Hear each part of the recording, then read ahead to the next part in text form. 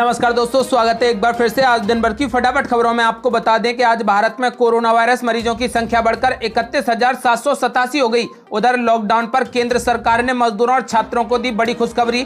फंसे छात्रों और मजदूरों को वापस जाने की मिली इजाजत। वहीं लॉकडाउन के बीच भड़के मजदूर, 3 राज्यों में पुलिस पर हमले, पथराव में कई घायल। वहीं अगली बड़ी खबर में कोरोना लॉकडाउन में फंसे हजारों मजदूर और छात्र पहुंच सकेंगे अपने घर। गृह मंत्रालय ने जारी कर दी नई गाइडलाइन। वहीं अब मध्य प्रदेश में फंसे मजदूरों को वापस लाएगी योगी सरकार। आज से शुरू होगी प्रक्रिया। वहीं लॉकडाउन में दाल चावल की कीमतों में हुआ इजाफा, लेकिन सब्जियां हुई सस्ती। वहीं लॉकडाउन के दौरान फंसे लोगों को गृह मंत्रालय ने शर्तों के साथ दी घर जाने की अनुमति। वहीं लॉकडाउन बढ़ा तो तेल शैम्पू की होगी किल्लत। बिस्किट नमकीन की सप्लाई पर भी पड़ेगा बड़ा असर। वहीं पंजाब में 2 हफ्ते के लिए और बढ़ा लॉकडाउन, रोज सिर्फ 4 घंटे की मिलेगी राहत। और भी बड़ी खबरों को जानने के लिए वीडियो के एंड तक बने रहिए हमारे साथ। यदि आप भी चाहते हैं कि भारत से कोरोना वायरस जल्द गायब हो जाए तो इस वीडियो को लाइक करें, चैनल को सब्सक्राइब करें और घंटी बटन जरूर दबा दें। दरअसल दोस्तों, आपको बता दें कि आज भारत में कोरोना वायरस मरीजों की संख्या बढ़कर 31,787 हो गई, जिसमें से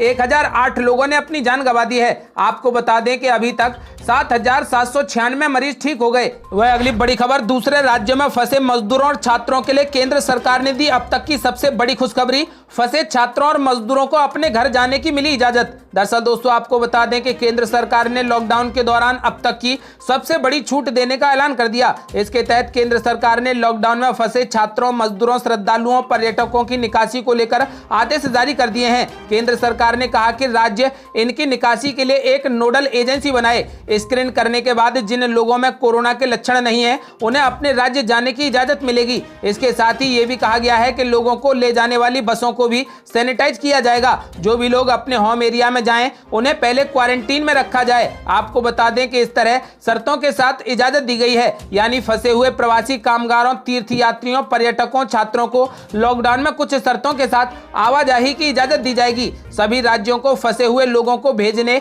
अपने यहां बुलाने के लिए नोडल प्राधिकारी के साथ मानक प्रोटोकॉल तैयार करना होगा। नोडल अधिकारी अपने राज्यों या फिर केंद्र शासित क्षेत्रों में फंसे लोगों को पंजीकृत करेंगे। अगर फंसे हुए लोगों का समूह एक राज्य से दूसरे राज्य में जाना चाहता है तो राज्य एक दूसरे से परामर्श कर सड़क मार्ग से आवाजाही पर परस्पर सहमत हो सकते हैं। आपको बता दें कि अब पूरे देश में जो भी जहां फंसा हुआ है वो अपने घर जा सकेगा।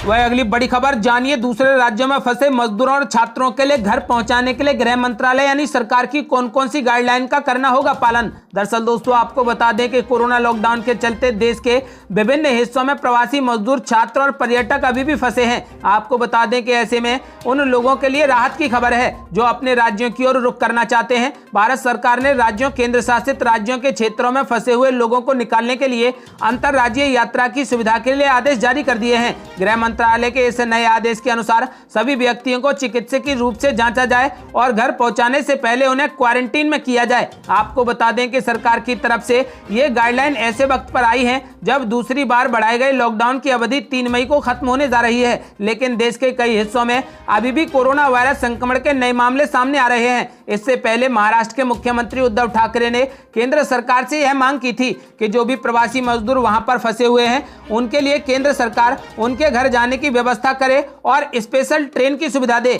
आपको बता दें कि अब गृह मंत्रालय ने यानी सरकार ने नई गाइडलाइन जारी कर दी हैं, जिसमें सभी राज्य और केंद्र शासित राज्य नोडल अधिकारी की नियुक्ति करे जो सभी दिशा निर्देशों का पालन करें। इतना ही नहीं, राज्यों और केंद्र शासित राज्यों में पहुंचने वाले लोगों का ब्यौरा भी रखा जाएगा। आपको बता दें कि अगर फंसे हुए समूह के लोग एक राज्य या केंद्र शासित प्रदेश से दूसरे राज्य या केंद्र शासित प्रदेश जाना चाहते हैं तो भेजने वाले राज्य और जिस राज्य में वह समूह जा रहा है, दोनों राज्य एक दूसरे की आपसी सहमति के साथ सड़क के जरिए भेज सकते हैं। आपको बता दें कि किसी भी व्यक्ति को भेजने से पहले उसकी स्क्रीनिंग की जाएगी और अगर वह पूरी तरीके से ठीक पाया जाता है तो ही उसे भेजने की मंजूरी दी जाएगी। प्रवासी मजदूरों, यात्रियों और छात्रों को समूह में सिर्फ बस से ही भेजा जाएगा। भेजने से पहले बस सैनिटाइज की जाएगी। आपको बता दें कि इतना ही नहीं, यात्रा के समय सोशल डिस्टेंसिंग का पालन करना होगा।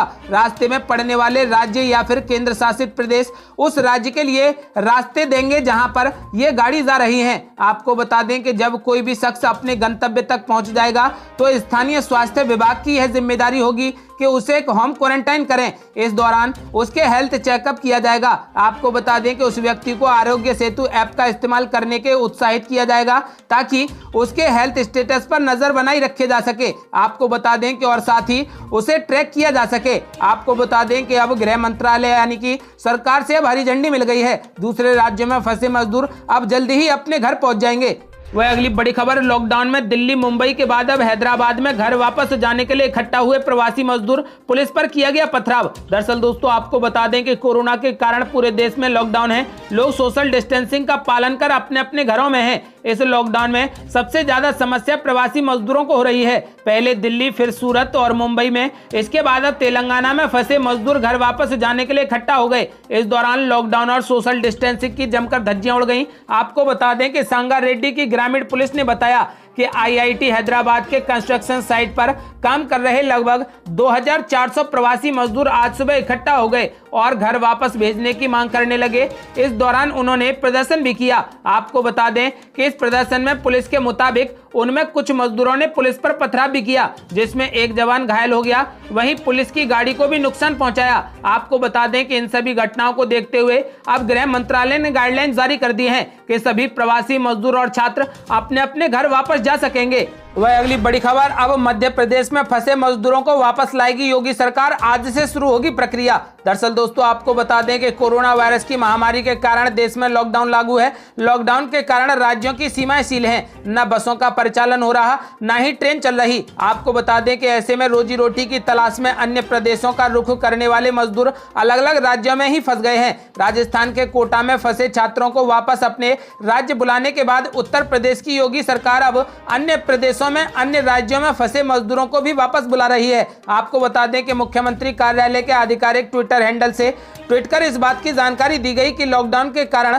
पड़ोसी राज्य मध्य प्रदेश में फंसे प्रदेश के मजदूरों को वापस लाया जाएगा। इसके लिए आज से प्रक्रिया शुरू कर दी जाएगी। आपको बता दें कि इससे पहले योगी सरकार ने हरियाणा में फंसे श्रमिकों को भी वापस बुला लिया था।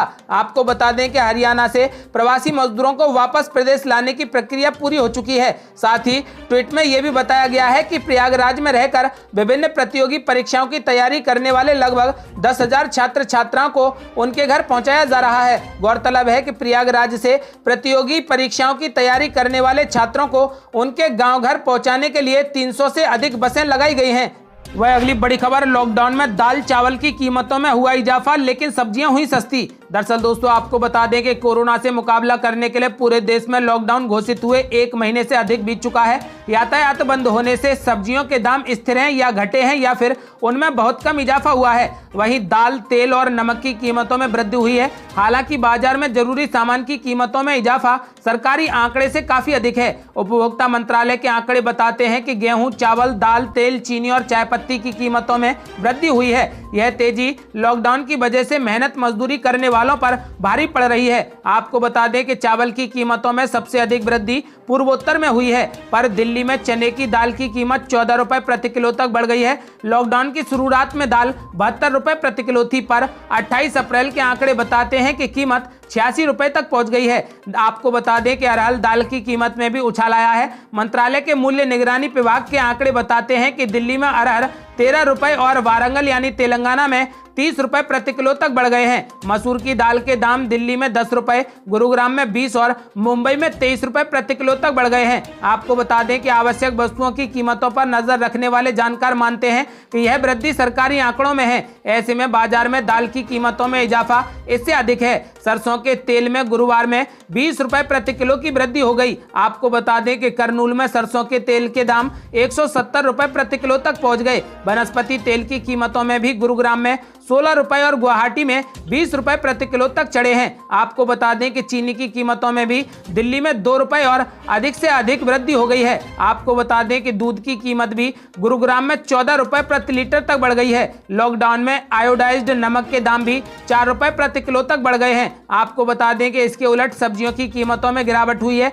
उपभोक्ता मंत्रालय के मूल्य निगरानी विभाग के 14 मार्च से 28 अप्रैल तक के आंकड़े बताते हैं कि भोपाल को छोड़कर पूरे देश में आलू की कीमत कम हुई है। प्याज के दाम 20 रुपए प्रति किलो तक कम हो गए हैं। वह अगली बड़ी खबर, यदि लॉकडाउन बढ़ा तो शैम्पू और तेल की होगी भारी किल्लत, बिस्किट नमकीन की सप्लाई पर भी पड़ेगा असर। दरअसल दोस्तों आपको बता दें कि अगर 3 मई के बाद भी लॉकडाउन बढ़ा तो जरूरी सामानों में तेल, बिस्किट, नमकीन, डायपर समेत नामी कंपनियों के सैनिटाइजर की बाजार में कमी हो सकती है। दिल्ली सरकार की ओर से जरूरी सामानों की आपूर्ति को लेकर बनाई उच्च समिति ने रिपोर्ट में ये बात कही है। आपको बता दें कि समिति ने रिपोर्ट में कहा है कि कुछ दवाओं की आपूर्ति पर भी असर पड़ सकता है। समिति ने कहा कि बाजार में अभी जरूरी सामानों की आपूर्ति सामान्य है। लॉकडाउन के दूसरे चरण में डर के कारण लोगों ने अधिक खरीदारी की थी, जिसके चलते 1-2 दिन सामान बाजार से गायब हो गए थे, मगर अभी बाजार में कुछ एक ब्रांड के सामान को छोड़कर सभी जरूरी सामान उपलब्ध हैं। मगर लॉकडाउन के चलते कंपनियों का उत्पादन क्षमता से बेहद कम हो गया है। आपको बता दें कि उसका असर आने वाले समय पर पड़ सकेगा। समिति ने रिपोर्ट में कहा कि कंपनियां अपनी 50% क्षमता के अनुसार काम कर रही हैं। लॉकडाउन के चलते सार्वजनिक परिवहन व्यवस्था बंद है, मजदूर भी नहीं मिल रहे। ऐसे ही चलता रहा तो आने वाले समय में आपूर्ति पर असर पड़ेगा। आपको बता दें कि दिल्ली सरकार की उच्च समिति ने अपनी रिपोर्ट में कहा है कि गोदामों और फैक्ट्रियों में मजदूरों की कमी के चलते माल चढ़ाने और उतारने में दिक्कतों का सामना करना पड़ा है। आपको बता दें कि इसका असर आपूर्ति चेन पर पड़ रहा है। दवाई व्यापारियों को अंतर्राज्यीय आपूर्ति में दिक्कत का सामना करना पड़ रहा है। आपको बता दें कि रिपोर्ट में कहा गया है कि 3 मई के बाद लॉकडाउन बढ़ा तो काफी, ड्राइंग और ड्राई फ्रूट्स, तेल, सेरेलैक, नामी कंपनियों के शैम्पू व क्रीम, सैनिटाइजर, बिस्किट, चिप्स और नमकीन की आपूर्ति पर असर पड़ेगा। वह अगली बड़ी खबर, पंजाब में 2 हफ्ते के लिए और बढ़ा दिया गया लॉकडाउन, रोज सिर्फ 4 घंटे की मिलेगी राहत। दरअसल दोस्तों आपको बता दें कि देश में जारी कोरोना वायरस के संकट के बीच पंजाब में लॉकडाउन को 2 हफ्ते के लिए और बढ़ा दिया गया। हालांकि रोज 4 घंटे लोगों को कर्फ्यू में राहत दी जाएगी। यानी पंजाब में अब 17 मई तक कर्फ्यू लॉकडाउन जारी रहेगा। लॉकडाउन के दौरान गैर संक्रमण इलाकों में हर रोज 4 घंटे के लिए राशन दुकानों को खोला जाएगा। राज्य के मुख्यमंत्री कैप्टन अमरिंदर सिंह ने बुधवार को इसकी घोषणा कर दी। वह अगली बड़ी खबर, सीबीएसई ने कहा कि जरूर होंगी 10वीं और 12वीं की परीक्षाएं, फैसले में कोई भी बदलाव नहीं। दरअसल दोस्तों आपको बता दें कि सीबीएसई ने कहा है कि 10वीं और 12वीं की शेष परीक्षाओं के आयोजन को लेकर उसके फैसले में कोई भी बदलाव नहीं किया गया है। लॉकडाउन खत्म होने और स्थिति सामान्य होने के बाद ही सीबीएसई की मुख्य 29 विषयों के पेपरों का कार्यक्रम जारी करेगी। सीबीएसई ने इस खबर को बेबुनियाद बताया कि बोर्ड ने 10वीं और 12वीं बोर्ड की परीक्षाओं के बारे में कोई नया फैसला किया है। आपको बता दें कि सीबीएसई ने यह भी कहा कि परीक्षा की सूचना 10 दिन पहले दी जाएगी। वही मौसम अपडेट, स्काईमेट वेदर के अनुसार अगले 24 घंटों के दौरान पूर्वोत्तर भारत, तमिलनाडु, दक्षिणी आंतरिक कर्नाटक और केरल में कई स्थानों पर गर्जना के साथ बारिश जारी रहेगी। कुछ स्थानों पर भारी वर्षा का भी अनुमान है। पश्चिम बंगाल, बिहार के कुछ हिस्सों में, उड़ीसा और मध्य महाराष्ट्र के कुछ भागों में हल्की से मध्यम बारिश हो सकती है। आपको बता दें कि आंतरिक कर्नाटक, तटीय आंध्र प्रदेश, उत्तराखंड, उत्तरी पंजाब में कुछ स्थानों पर हल्की बारिश और रॉयल सीमा में 1-2 स्थानों पर हल्की बौछारें गिरने के आसार हैं। उत्तर पश्चिमी राजस्थान में धूल भरी आंधी चलने की संभावना है। ये थी अब तक की बेहद बड़ी खबरें। यदि आप भी चाहते हैं कि भारत से कोरोना वायरस जल्द खत्म हो जाए तो इस वीडियो को लाइक करें, चैनल को सब्सक्राइब करें और घंटी बटन जरूर दबा दें। जल्दी मिलते हैं बड़ी अपडेट के साथ, तब तक के लिए जय हिंद, जय भारत।